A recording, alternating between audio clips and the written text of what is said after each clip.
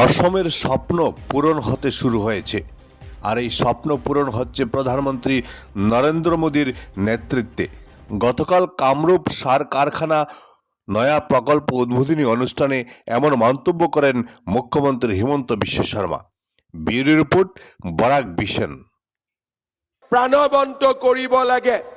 নামৰূপৰ সাৰ কাৰখানাৰ চতুৰ্থ ইউনিট আৰম্ভ কৰিব লাগে।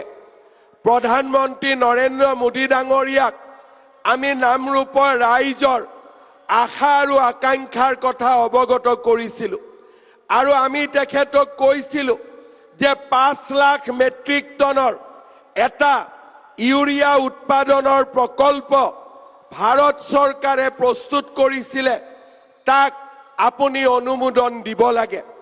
আমি বিচাৰিছিলোঁ 5 লাখ মেট্ৰিক টনৰ আৰু প্ৰধানমন্ত্ৰী ডাঙৰীয়াই আজি ভূমি পূজন কৰিব 12 lakh matric টনৰ urea company.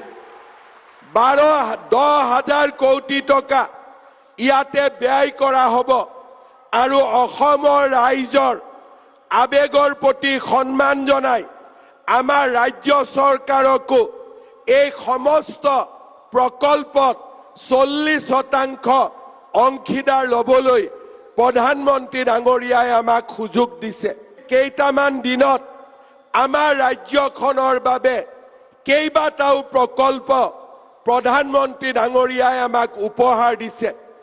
Digboi শোধনাগাৰ আমাক 1 মেট্ৰিক টন ক্ৰুড যাতে আমি শোধন কৰিব পাৰোঁ 760 কোটি টকাৰে নতুন প্ৰকল্পৰ অনুমোদন দিছে।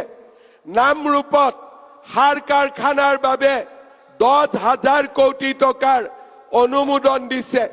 নুমলীগড় ৰিফাইনেৰীক আজি বাঁহৰ পৰা ইথানেল, পলিপ্ৰপেলিন আৰু 9 মেট্ৰিক টনলৈকে আজি উন্নত কৰিবৰ বাবে প্ৰায় 40,000 কোটি টকা প্ৰধানমন্ত্ৰী ডাঙৰীয়াই অনুমোদন দিছে।